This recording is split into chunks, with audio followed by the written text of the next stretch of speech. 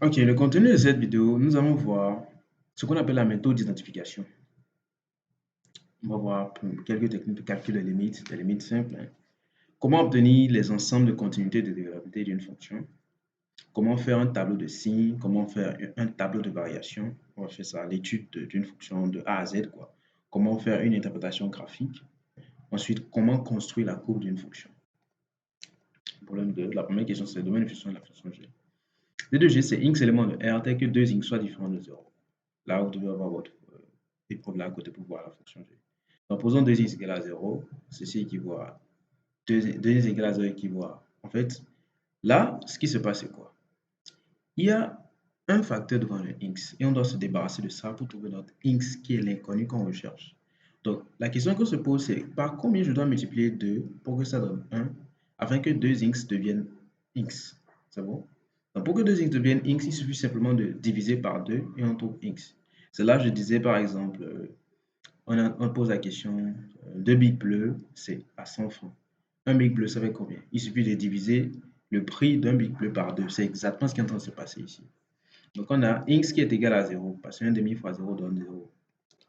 Donc, D de G, ça fait R privé de 0 qui correspond à moins l'infini 0, union 0 à plus l'infini. Ensuite, nous allons calculer les limites aux bornes de DG.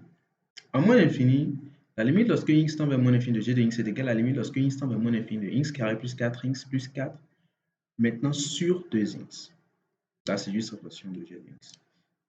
Et ici, vous savez très bien le faire. Le cours dit qu'il faut faire monome de plus haut degré en haut sur monome de plus haut degré en bas. En fait, le numérateur, c'est un polynôme, le dénominateur aussi, c'est un polynôme. Et donc, les limites de polynôme, c'est quand c'est en infini, bien sûr, ça donne la limite du bonhomme de plus haut degré. Dans notre cas ici, en haut, c'est x carré, en bas, c'est 2x. C'est bon? Ce qui donne finalement la limite de, quand x tend vers moins l'infini de x sur 2, ce qui donne moins l'infini. Parce que lorsque x tend vers moins l'infini, 1 demi, lorsque x tend vers moins l'infini, x donne moins l'infini, et quand on multiplie par 1 demi, ça donne toujours moins l'infini. En plus l'infini, on fait la même chose. Mon nombre de plus haut degré sur mon nombre de plus haut degré en bas, ça donne finalement la limite lorsque x tend vers plus infini de x donne plus infini. Quand on multiplie par 1 demi, ça donne finalement plus infini. Donc c'est pour ça qu'on a plus infini. En 0, la limite lorsque x tend vers 0 par valeur inférieure est égale à la limite lorsque x tend vers 0 par valeur inférieure de. Se remplace simplement l'expression g de x là. Et donc ça donne moins infini. Pourquoi? Parce que la limite lorsque x tend vers 0 par valeur inférieure de l'expression du numérateur donne 4. L'expression du dénominateur donne 0. Donc, ce qui se passe là, c'est qu'en fait, quand on remplace le 0 dans l'expression, je rappelle, quand on est en train de calculer les limites, ce qu'on fait, c'est comme on remplace le x par la valeur vers laquelle le x tend. C'est bon? Donc, le 4 qu'on a obtenu en haut, là, je parle d'ici. Le 4, là, c'est en remplaçant x par 0 au temps. Ce polynôme-là qu'on a obtenu le 4. En bas, en remplaçant le x par 0, on voit 2 fois 0 donne 0. C'est exactement ça. Maintenant, on se retrouve avec le cas 4 sur 0 qui correspond à ce que vous avez appris en classe. Réel sur 0 donne infini. Maintenant, c'est quel infini en fait? Et c'est la valeur de x qui détermine ça. Étant donné que le x est négatif, donc le 0 que nous avons ici est un 0 négatif. On dit donc que ça donne l'infini, mais négatif qui donne moins l'infini. Très bien. On fait la même chose maintenant. Cette fois-ci, c'est par valeur supérieure. Ça donne plus infini. Pourquoi? Parce que x tend vers 0 par valeur supérieure, x carré plus 4x plus 4 est égal à 4. La limite lorsque x tend vers 0 de 2x donne toujours 0. Mais la différence, c'est que x ici est positif. Donc, le 0 qu'on a mis ici, là, est un 0 positif. Donc, ça donne plus l'infini. C'est bon? Réel sur 0 donne infini. 0 positif, donc c'est infini plus infini. Preuve. De ce qui précède, on a limite lorsque x tend vers 0 par valeur. Bon, je dis preuve, mais ça vaut déjà le dire. La question, c'est comment vous allez vous retrouver. C'est pour ne pas écrire trop. Donc, de ce qui précède, on a limite lorsque x tend vers 0 par valeur inférieure de g de x est égal à moins l'infini. Et la limite lorsque x tend vers 0 par valeur supérieure de g de x est égal à plus l'infini. Et si la courbe de la fonction g admet une asymptote verticale d'équation x égale à 0. C'est tout. Voilà comment on montre que la fonction g admet une asymptote verticale d'équation x égale à 0. Ceci. Très bien. 6a. Déterminer les réels a, b, c. Donc, la première méthode est ceci.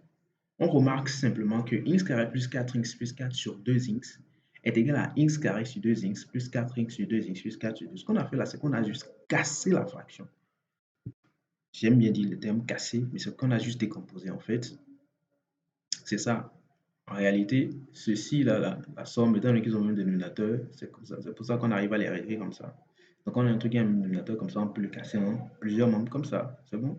Très bien. Donc ça donne finalement, là je fais la simplification. On a x carré qui est simplifié x qui donne x au numérateur. On a 4x sur 2x. X là se simplifie. Il reste 4 sur 2, c'est ce qui est là. 4 sur 2x, il reste le même. J'ai juste simplifié les x là. L'étape suivante, c'est qu'on va passer là. On va réécrire l'expression. Donc x sur 1 demi correspond à 1 demi fois x. Parce qu'en fait, quand on fait le produit de 1 demi fois x, ça fait 1 fois x, le tout sur 2, ce qui est exactement ça qui est ici. C'est ça qui est là. Donc, il n'y a rien, on a juste réécrit le terme. C'est bon? C'est le terme là, c'est juste la même chose. Très bien. Maintenant, ici, 4 sur 2, ça fait 4 divisé par 2 qui donne 2. Ensuite, la même chose ici. 4 sur 2x.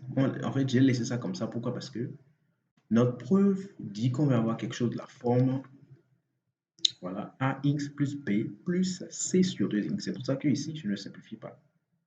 C'est bon? Donc, c'est notre résultat, en fait, qui nous impose les transformations qu'on a à faire. Donc, on identifie donc que g de x est bien et bien égal à ax plus b plus c sur 2x avec maintenant mon a ici, provenant d'ici là, 1 demi, le b provenant d'ici 2, le c provenant d'ici, le 4. Très bien, donc c'est juste ça. C'est bon? Ça va? La deuxième méthode, réécrivons simplement le résultat qu'on nous demande. Ax plus b plus c sur x sur 2x là, on va réécrire ça. Donc, on va juste rendre au même dénominateur. Voilà. Donc, on a ax plus b plus c sur 2x est égal à ax fois 2x plus b fois 2x plus c, le tout sur 2x. Ce qui donne, là, je vais juste développer et réécrire sans les parenthèses. C'est ça qui donne ce qui est là, 2ax carré plus 2bx plus c sur 2x. C'est important que vous fassiez les mêmes l'épreuve. En fait, soit vous avez déjà traité l'épreuve, ce que j'espère, vous l'avez déjà fait. Maintenant, s'il y a des petits trucs comme ça qui vous dérangent, prenez votre feuille et puis essayez de faire par vous-même pour voir si ça va, quoi. C'est bon?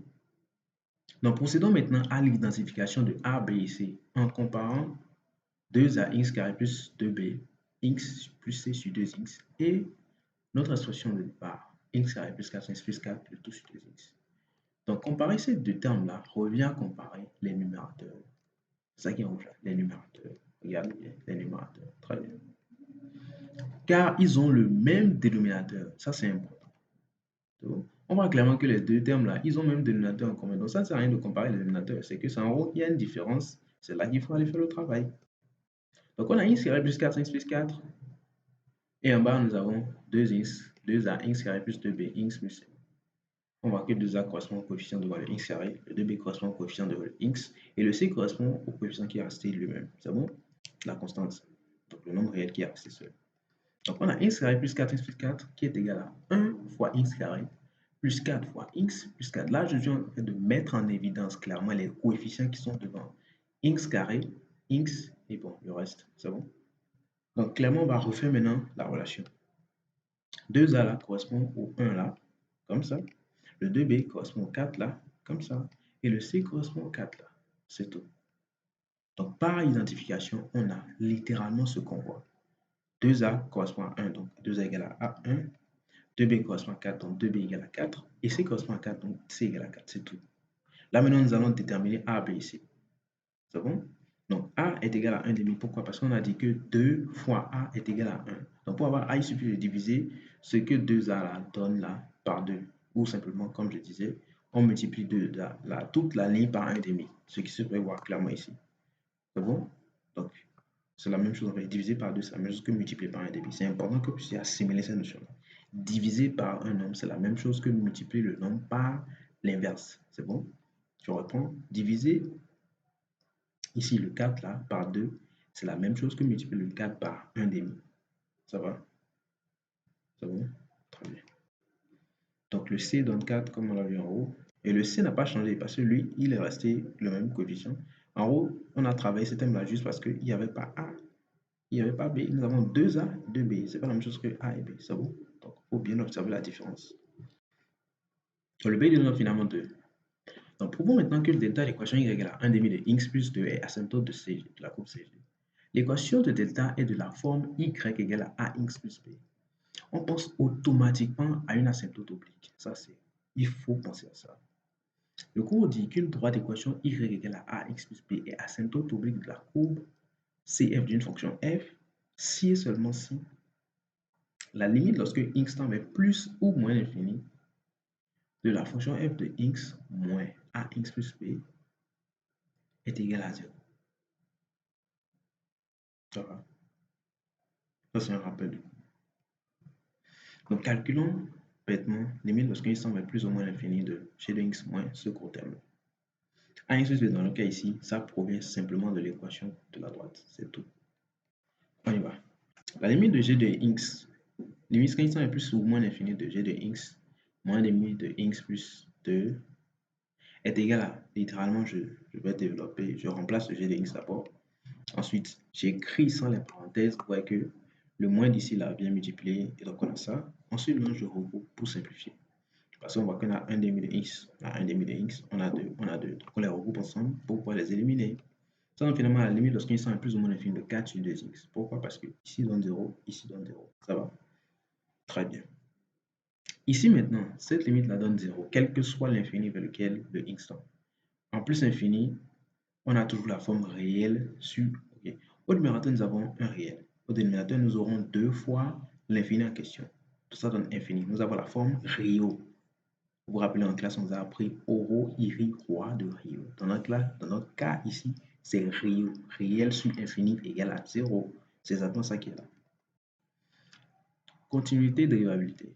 Très bien. Bon, en fait, là, on nous a demandé la dérivée de g. Quoi. On a besoin de savoir la continuité, la dérivabilité de la fonction avant de passer à la...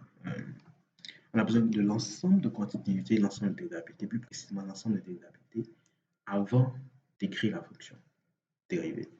Donc, première méthode, je préfère utiliser l'expression initiale de g de x.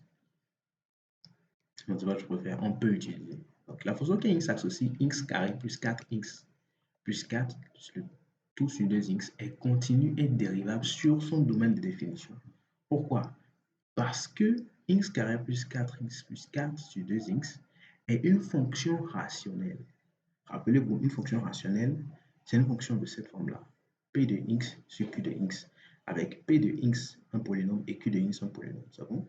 Le numérateur ici, c'est ça que j'appelle p de x, c'est ça qui est un polynôme. Le dénominateur ici, c'est ça que j'appelle q de x, c'est ça qui est aussi un polynôme. C'est bon? Nous avons polynôme sur polynôme. C'est ça qu'on appelle une fonction rationnelle. Pourquoi vous avez oublié? Et le cours dit en fait qu'une fonction rationnelle est continue dérivable sur son domaine de définition. Ça, c'est une définition du cours. Ainsi, g est continu et dérivable sur moins infini 0, union 0 à plus infini. Ça va. Deuxième méthode, utilisons la nouvelle expression initiale. Non, c'est la nouvelle expression, il n'y a pas initiale ici. C'est bon? Donc, la fonction qui s'associe 1 demi de x plus 2 est continue dérivable sur R, en particulier sur moins infini 0, union 0 à plus infini. Pourquoi? Parce que l'intervalle moins infini 0, union 0 à plus infini est un sous-ensemble de grand R. C'est une partie de grand R. Comment vous voyez ça? Il suffit simplement de tracer la droite réelle. Quand vous tracez une droite là, vous vous rappelez dans le problème 1. Quand je faisais le repère, je trace une droite, je place 0, je place moins infini plus infini aux extrémités. C'est ça que j'appelle la droite réelle. Donc, une fois que vous faites ça, ça correspond à grand R. Mais dans l'intervalle moins infini 0, union 0 à plus infini, c'est fait toute cette droite-là, juste privée de 0. Donc, clairement, c'est un sous-ensemble de grand R. Bon, donc, je disais que cette fonction est continue dérivable sur R en particulier ici, car ceci-là est une fonction polynôme. C'est vrai. Il ne faut pas que le 1 demi vous embrouille.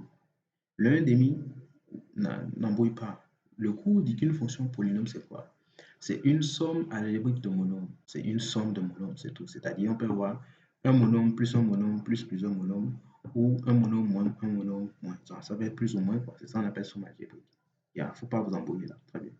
Maintenant, le 1 demi, c'est toujours un réel. Donc, la forme des polynômes, c'est ax exposant n plus au point. Bref, je ne vais pas entrer en détail pour vous embrouiller là, mais une chose est sûre, ceci, c'est un polynôme. C'est bon? Coefficient fois x plus quelque chose. Ça va? Très bien. La fonction qui x associe 2x est continue dérivable sur moins l'infini 0, union 0 à plus l'infini. Car x associe, la fonction qui x associe 2x est une fonction polynôme, toujours une fonction polynôme. C'est bon? Très bien. De plus, pour tout x élément de moins l'infini 0, union 0 à plus infini, 2x est différent de 0. Ça va? vous voyez que sur cet intervalle-là, il n'y a pas 0. Or, la seule valeur pour laquelle 2x là est égal à 0, c'est x égale à 0. Ça va? Donc, tant que le x est différent de 0, c'est fini. Ça ne va pas donner 0. Donc, c'est tout ce que cette phrase dit. Donc, on dit que la fonction qui a x associée 4 sur 2x est continue de graphe sur moins infini 0 et non 0 à plus infini. En fait, pourquoi? Ce que je suis en train d'appliquer ici, c'est la propriété du cours qui dit que quand vous avez une fonction de la forme f sur g, c'est-à-dire nous avons un rapport de deux fonctions, le cours nous impose de nous assurer que la fonction qui est au dénominateur est différente de 0 sur l'ensemble que nous sommes en train de considérer pour la continuité. C'est pour ça que ici, cette condition-là est impérative. On ne peut pas éliminer ça, quoi. On a forcément besoin de dire ça. On a besoin de rappeler que pour tout x dans notre ensemble, le 2x est différent de 0. C'est ça qui nous permet d'écrire que cette fonction-là est continue et dégage sur moins infini 0, 0 à plus infini. Très bien. Donc de 1, 2, g est continu sur moins infini 0, union 0 à plus infini. 7. Dérivée de g. On y va maintenant. On vient de trouver concrètement que l'ensemble des variabilités, c'est moins infini 0, 0 à plus infini. Ça correspond encore à notre domaine de division G de G, D de G. C'est pour ça que je suis en train de dire ici, soit x égale D de G. On y va, G' donne ce qui est là. Ici, vous allez remarquer, j'ai pris l'expression qu'on a trouvée après la preuve.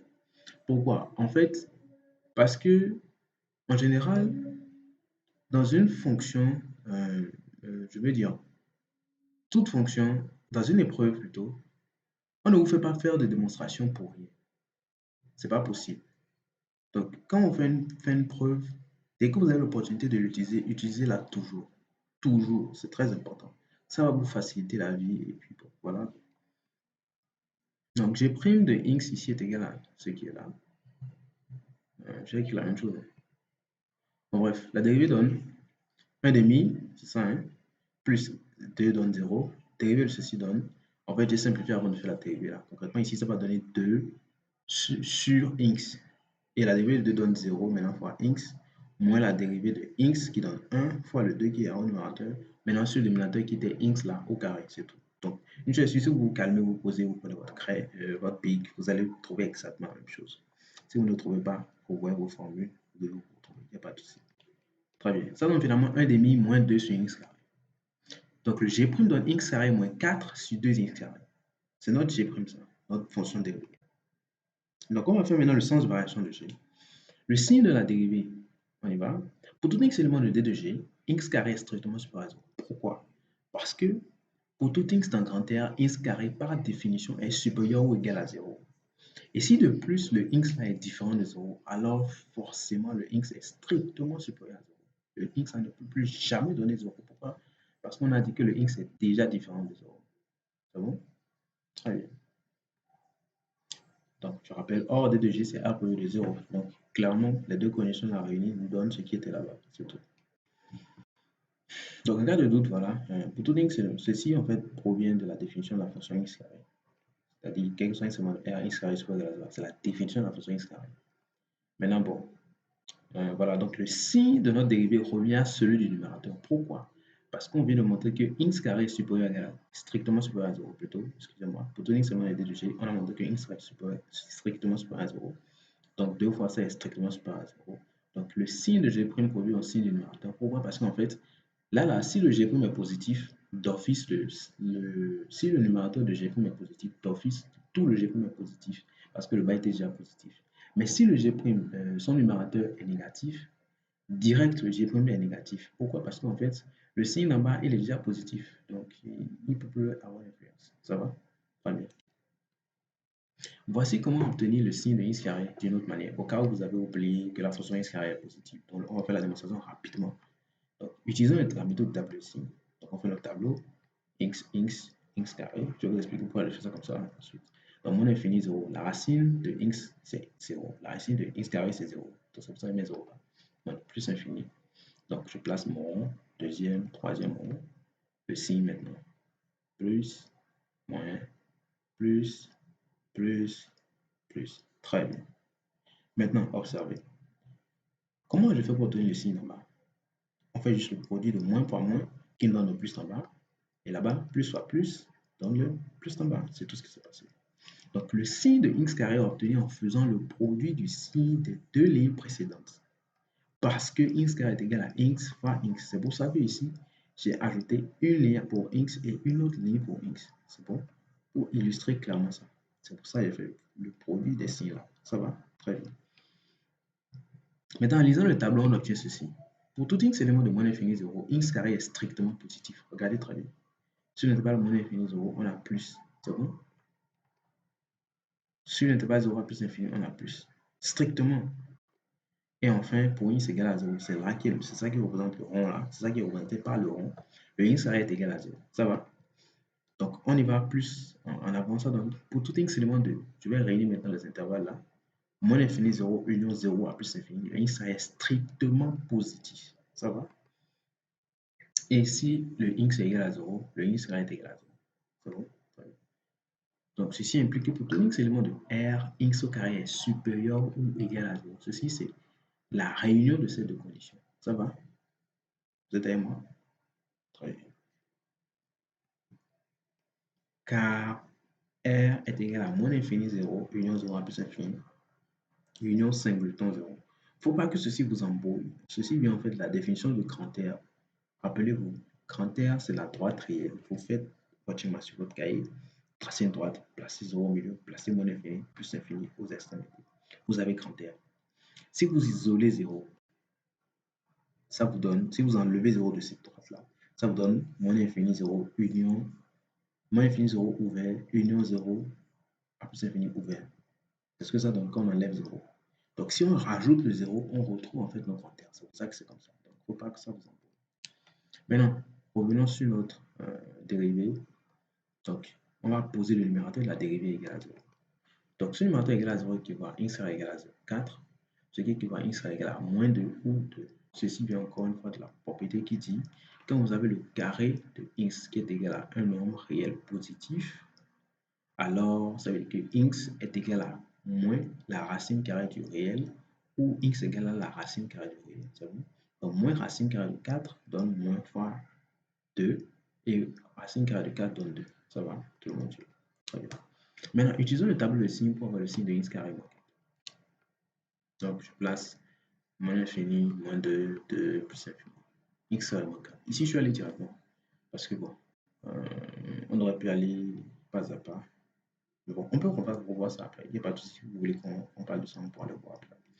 Donc, ici, clairement, le cours dit je place les ronds là pour représenter les racines.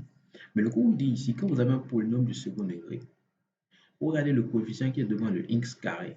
Si le coefficient là, vous prenez le signe de coefficient et au milieu des deux racines, vous mettez le signe opposé. Et ici, vous mettez le signe du coefficient. Je répète. Quand vous avez un polynôme du second degré comme ceci, x carré moins 4, vous mettez votre tableau de signes comme ça, vous représentez les ronds au niveau des racines. Le signe du coefficient devant le x carré, vous mettez son opposé entre les racines. Et ici, vous mettez le signe du coefficient. Dans le cas ici, le coefficient devant x carré, c'est 1. Rappelez-vous que 1 fois x carré, c'est ça qui donne x carré. C'est pour ça que je dis que c'est 1. Alors, le signe de 1, c'est plus. C'est bon? Donc, ici, au milieu, on va mettre l'opposé de plus qui va être moins. Et de l'autre côté, on va mettre le signe de plus. De 1 qui est plus. Donc, voilà. Et si quel que soit x élément de moins l'infini 2, union 2 à plus l'infini, x carré est strictement positif. Quand on réunit ces deux intervalles-là, moins infini moins 2, 2 à plus infini, ça donne strictement positif. Ça va? Très bien. Ensuite, pour tout x élément de moins de 2, x carré moins 4 est strictement négatif. Ceci. Et enfin, pour x élément de moins 2, c'est-à-dire lorsque x prend les valeurs moins 2 ou 2, le x carré donne 0. C'est ça qui est représenté par les ronds là, une fois encore. Très bien. Alors, on a pour tout x élément de moins infini, moins 2, union 2 à plus infini, g' positif. Pour tout x élément de moins 2, 2, g' négatif. G' de x, bien sûr. Pour tout x élément de moins 2, 2, g' de x est égal à 0. De ce qui précède, g est strictement croissante sur les intervalles moins l'infini, moins 2 et 2 à plus infini. G est strictement décroissante sur l'intervalle moins 2, 2. Ensuite, le tableau de variation. On y va. Donc, calculons les limites aux bornes d'abord. C'est bon? Parce qu'on a besoin des limites dans le tableau. Donc, à moins l'infini, la limite de ce qui est à moins l'infini de g de x donne ceci. mon nombre de plus haut degré, on fait la même technique, ça nous donne moins infini. En plus infini, plus infini, c'est bon? À gauche maintenant, à gauche en 0, ça nous donne moins infini, car limite lorsqu'un instant est 0. J'ai l'impression qu'on a déjà fait ce truc là. Bon, on l'a sûrement déjà fait. Donc on peut aller plus vite. Donc, si ça, parce que le x est négatif, ça en moins l'infini. Maintenant, à droite en 0, ça donne plus infini. Pourquoi? Parce que ça donne 4 ici. La limite de x carré plus 4x donne 4. La limite de 2x donne 0. Et le x est positif. Très bien. Maintenant, on fait notre tableau. On place le x en place. Le x en place, le g' de x en place, le g de x. On met l'intervalle de domaine de fusion. C'est bon? Moins infini, moins 2, 0, 2, plus infini. On place les racines. Ici, c'est parce que la fonction n'est pas définie en 0 qu'on a mis double barre. Je parle de la fonction g. C'est bon? Rappelez-vous que le domaine d'infinition de g, c'était moins infini, 0, union 0 à plus infini. Et c'est ouvert en 0. C'est pour ça qu'il y a double barre ici. Très bien. Donc là, maintenant, on met 2. Ça, c'est la racine de notre g'. C'est pour ça qu'on met en rond là. Très bien. On met le signe maintenant. On avait trouvé le signe tout à l'heure. On va juste recopier le signe ici. Plus, moins, plus. Ça va? On met la flèche vers le haut, suivant le sens quoi. Donc nous avons croissant, croissant, décroissant, décroissant, croissant. Ça va. Limite quand ils sont moins infini de g de x, g de moins 2. Limite quand ils sont 0 par valeur inférieure de g de x. Limite quand ils sont 0 par valeur supérieure de g de x. Et ici, c'est g de 2. Ici, nous avons la limite quand ils sont plus infini de g de x. Très bien. Maintenant, je disais un truc très important à noter. En fait, votre tableau de variation, s'il est bien fait, va pouvoir vous dire si vous avez fait des erreurs dans le calcul. Si quelque part dans le calcul de vos limites, vous avez fait des erreurs au tableau de variation, au niveau du tableau de variation, vous allez vous en rendre compte. Si vous avez fait des erreurs au niveau de votre signe de la dérivée, au niveau du tableau de variation, vous allez vous en rendre compte. C'est bon? Donc, c'est aussi un moyen de s'assurer que bon, on est sur la bonne voie. Maintenant, courbe de g de x. Pour le moment, nous allons faire avant ça, nous allons faire l'interprétation graphique. Donc, récapitulons. On a la limite lorsqu'un instant est plus infini de g de x est égal à plus infini. La limite quand instant est moins infini de g de x est égal à moins infini. La limite quand instant est 0 par valeur supérieure de g de x est égal à plus infini. La limite quand instant est 0 par valeur inférieure de g de x est égal à moins infini. Donc, on va traduire cette information. Dit que la limite lorsqu'un instant est 0 par valeur supérieure de g de x est égal à plus infini, ça veut dire quoi? En plus de limite lorsqu'un instant est 0 par valeur inférieure de g de x est égal à moins infini, ça donne que la droite équation x égale à 0 est asymptote horizontale de la courbe CG au voisinage de plus infini de moins infini. Ça va? Donc, ceci, c'est très important. C'est votre cours. C'est très important. Si vous ne vous rappelez pas, prenez simplement votre cours, regardez la partie sur la définition des asymptotes, vous allez trouver ceci. Ensuite, limite lorsqu'un instant est plus infini de g de x égale à plus infini. Et limite lorsqu'un instant est moins infini de g de x égale à moins infini. Ceci nous indique qu'il faudrait calculer la limite lorsqu'un instant est plus ou moins infini de g de x sur x. En fait, on calcule les deux limites séparément. Limite quand instant est plus infini de g de x sur x, et ensuite limite quand instant est moins infini de g de x sur x. Pourquoi? Parce que, bon, en tout cas, ça peut donner une asymptote oblique. Et on le fait systématiquement. Pourquoi? Donc ici, limite lorsqu'un instant est moins infini de g de x sur x, ça donne ça. Et donc là, on a la forme d'une fraction sur une fraction. Voilà. Le cours dit qu'on a une fraction sur une fraction, c'est que ça donne la fraction d'en haut multipliée par l'inverse de la fraction d'en bas. C'est bon? La fraction d'en haut ici, c'est x carré plus 4x plus 4 sur 2x. La fraction d'en bas, c'est x sur 1. C'est bon? Donc, l'inverse de x sur 1, c'est 1 sur x. Donc, si on va faire ça à la fois l'inverse du bas, ça va simplement x carré plus 4x plus 4 sur 2x fois maintenant 1 sur x, ce qui donne x carré plus 4x plus 4, le tout sur 2x carré. C'est bon. Parce qu'on multiplie le dénominateur par x, ça marche. Parce qu'on a multiplié en fait la fraction d'en haut là par 1 sur x. Donc, ça fait 1 fois le numérateur et x fois le dénominateur. C'est ça qui est là. Donc, ensuite, limite lorsqu'un instant est moins infini de. La limite, donc finalement, limite de mon nombre de plus haut degré sur mon nombre de plus haut degré. On va ça donne 1 demi, simplement. On a obtenu réel Donc, nous allons calculer ensuite la limite lorsqu'un instant est moins l'infini de g de x moins 1 demi de x. On prend le coefficient ici, là, et on utilise ça ici. Ça pourrait nous donner un réel aussi, et avec ça, on pourrait trouver notre asymptote oblique. C'est bon? Très bien. Donc, ici, on a juste rendu au même dénominateur. Hein. C'est bon? Le passage de là à là, c'est rendre cette expression-là au même dénominateur. Je parle de ce qui est dans la limite. C'est bon? C'est qu'on a rendu au même dénominateur que ça dans ce qui est en bas. Donc, il ne faut pas être effrayé ici. Si vous vous asseyez, vous prenez votre cahier, vous prenez votre pic. Quand vous calculez ceci moins ceci, vous devez trouver ceci quand vous rendez ça au même dénominateur. C'est bon? Très bien. Donc, ça donne ceci. Les termes se simplifient de façon.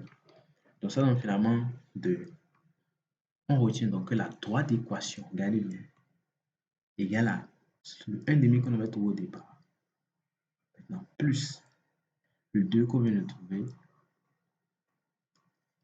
est asymptote oblique de la courbe CG de la fonction G au voisinage de moins l'infini. Au voisinage de l'infini qu'on a trouvé la courbe. Maintenant, ce qui est cool, c'est que quand vous avez fait le calcul en plus infini, vous devez trouver la même chose.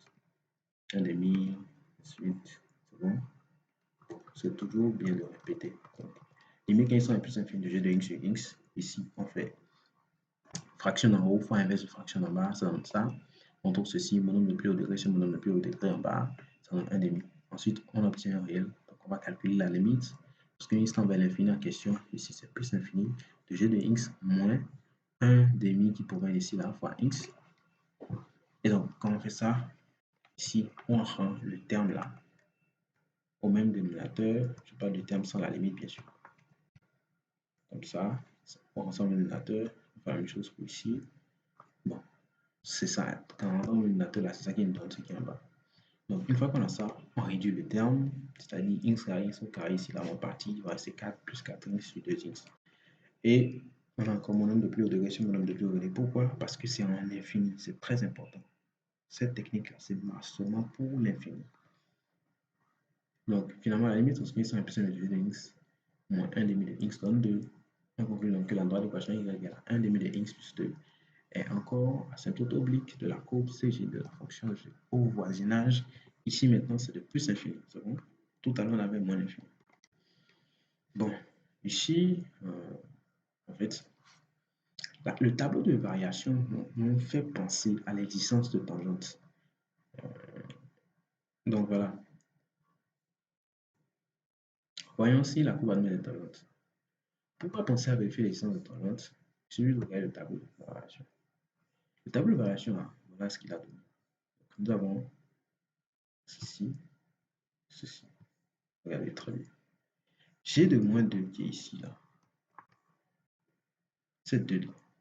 G de moins 2 est le niveau le plus haut de la courbe sur moins infini 0. G de 2, lui, par contre, représente le niveau le plus bas de la courbe sur 0 plus infini. Mais je vais reprendre ceci là pour vous après. Ce qui s'est passé, c'est que je n'ai pas pu finaliser ça. Donc, on voit clairement que sur moins l'infini 0, que la courbe monte de moins l'infini jusqu'à G de moins 2. C'est ça qui est là. Ça monte. C'est bon. Et ensuite, elle descend jusqu'à moins l'infini. Ça descend. Clairement, G de moins 2 ici est le sommet de la courbe sur moins l'infini 0. C'est-à-dire, c'est le point le plus haut. On voit aussi que sur 0 à plus infini, la courbe descend de plus infini jusqu'à G de 2. Et ensuite, elle monte jusqu'à plus infini. C'est ça qui est ici. La courbe descend, elle vient à G de 2. Et ensuite, elle remonte. C'est bon? Donc, on peut dire que G de 2 là est le point le plus bas de la courbe sur cette partie 0 à plus infini. C'est bon? Bon. On dit ensuite que G de moins 2 est le maximum de la fonction G sur moins l'infini 0. Et G de 2, lui, est le minimum de la courbe sur 0 à plus infini. C'est très important. On dit aussi que G de 2, G de moins 2 et G de 2 sont les extrémums de la courbe. Très important, c'est dire un extrémum là, c'est quoi? Un extrémum, c'est simple.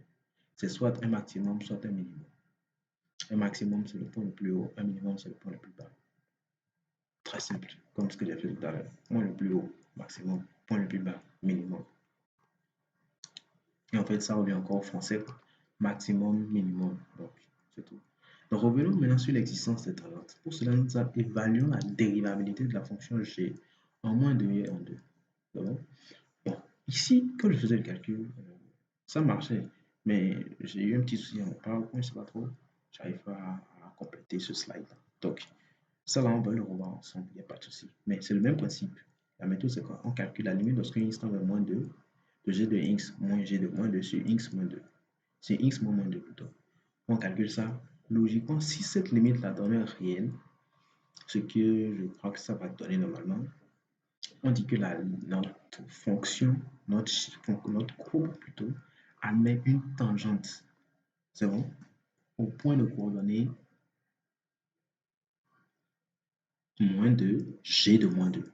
C'est tout. Et l'équation de la tangente, vous avez eu ça en classe, c'est y égale à f prime. Bon, ici c'est g prime de moins 2, facteur de x moins 2. Maintenant, plus g de moins 2. Prenez votre cours, regardez ça. On va revoir ça ensemble, il n'y a pas de souci. Mais c'est important que vous sachiez que c'est dans votre cours. Séchez juste le cours, sur la partie du cours sur les tangentes. Si vous ne trouvez pas ça, prenez Passion des maths, regardez la table de matière, allez dedans, trouvez. C'est bon? Donc, en calculant la limite, on a, ok, ici, on a 0 sur 0, nous avons une indétermination. Donc, il faut lever l'indétermination. Et c'est ici, non, le truc intéressant, je n'ai pas pu finir le slide. Je vais faire ça plus tard. L'idée, c'était vraiment de pouvoir vous donner ceci, que vous puissiez avoir ça au moins avec vous. Et ne pas vous faire attendre parce que bon, j'ai quelques soucis avec mon PowerPoint. Très bien. Donc, finalement, nous avons une indétermination du type 0 sur 0 et il faut lever l'indétermination. L'indétermination de type là nous informe que le numérateur et le dénominateur ont une racine en commun, ce qui est très important. Je rappelle, c'est quoi une racine? Vous avez l'exemple ici. On a x carré plus 4x plus 4 qui est égal à moins 2 au carré plus 4 sur moins 2 plus 4, ce qui donne 0. C'est bon? Donc, on dit que moins 2 est une racine de x carré plus 4x plus 4. Pourquoi? Parce que moins 2 annule x carré plus 4x plus 4. C'est tout. C'est vraiment tout. C'est bon? Maintenant, en fait, l'information que je disais est importante aussi, c'est quoi? En fait, on a trouvé 0 sur 0. Ça veut dire que le moins 2 là annule le numérateur et le dénominateur. Donc, il est une racine des deux. Et en fait, à ce niveau, je vais introduire une propriété que vous avez eu en classe. En fait, on peut faire la division de x carré plus 4x plus 4 là, le numérateur, par x moins 2, ce qui donne x plus 2. Et aussi la division du dénominateur de 2x carré plus 4 par x moins 2 qui donne x plus 2. Et en faisant ça, on peut simplifier ensuite et on lève l'élimination comme ça. Donc c'est tout. Je suis sûr que vous avez un cas comme ça dans le passion de maths. Prenez le temps de fouiller dedans. Et bon, vous avez entendu déjà. Fouiller dedans. Et puis, bon, une fois que je serai là ce soir, on pourra en parler. Bon.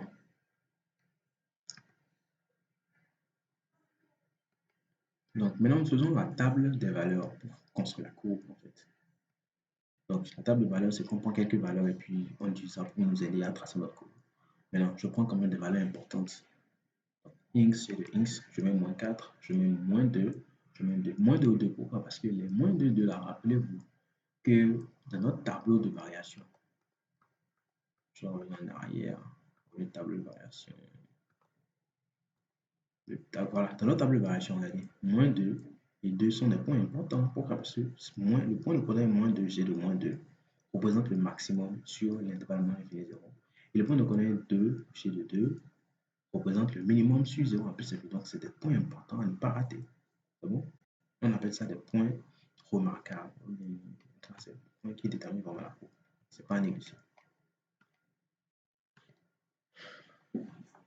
Donc, mon tableau de valeurs, donc x, j'ai de x, moins 4, j'ai pris moins 4, comme ça. Hein. Mais moins 2 de là, je les ai pris parce qu'ils étaient dans le tableau. Ensuite, j'ai pris 4. Je calcule l'image, ça donne ça. Très bien. Ici, maintenant, mon asymptote oblique là, j'ai besoin de deux points qui lui appartiennent. Donc, on fait comme la méthode de troisième, quoi. X, Y, un point A, un point B. Donc, pour X égale à 0, Y donne quoi? Pour B, un point B, X égale à 2, Y donne quoi? Donc, voilà. Donc, je place mon repère maintenant, je gradue le repère, je trace le point de coordonnée moins 4, moins 2. Regardez, je suis en train de tracer en fait les points là, c'est bon. Donc, maintenant, je continue. Je place ce point là. Celui-ci, le point de coordonnée 2, 4. Le point de coordonnée 4, 9 sur 2, 4 à 4,5. Ensuite, le point de coordonnée 2, 3.